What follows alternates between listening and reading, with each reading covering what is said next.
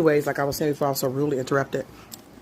I don't date them because what I have is something that they don't want. You know, that could cause friction, resentment. That could cause competition with some of them, especially if they're not comfortable with themselves. A lot of DL men. So I'm doing some research today just to make sure that I'm up abreast and know what's going on. I have a no judgment free zone, even though I have been terribly judged off of stuff that was true, stuff that was fake, stuff that was made up, stuff that was embellished. So I get it, right? And I think that's why I have such a kinsmanship with men that are same gender loving. Why I don't mention the women, because a lot of them, you know, I have a kinsmanship with them as well. But a lot of same gender women, they out and over, they don't care. A lot of them. I'm just the ones that in my world, in my experience.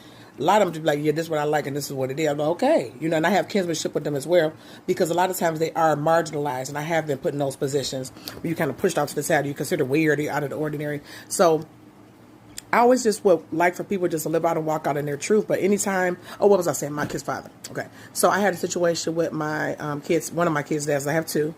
He, you know, was giving me those vibes. And I can kind of tell, like I was not as close to him as I was to the other one I was with for a long time.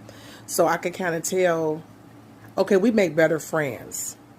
And that's all I'm going to say about that, okay? Because I don't think what I have, I don't think he really, you know, I'm just saying. I think he like, but anyway, okay, again, in that instance, something like that, you have to be able to recognize this. You can look, they look good, and they don't like what you have. And that's going to cause friction. It's better just to either we're going to be friends, right? Because if you've got kids, you got to do that. But if you don't have that, just break off and let them go on and like what they like, and they don't have nothing to say about you as a woman or nothing to say about them as a man. That's what they like. You understand? So my thing is, I like people just to be upfront, say what you like what you like. We either could do business together if it's cool, you know, if it's supposed to be according to how, you know, God women like to work. We could be associates. Hey, what's up? We can kick it with the bobo. We could be good friends. But we're never going to be lovers, or you're never going to be like considered husband material with me, because I want a husband and you want one too. Right? So, you know, whatever. Be blessed. Or you like, you know, men that are not cisgendered.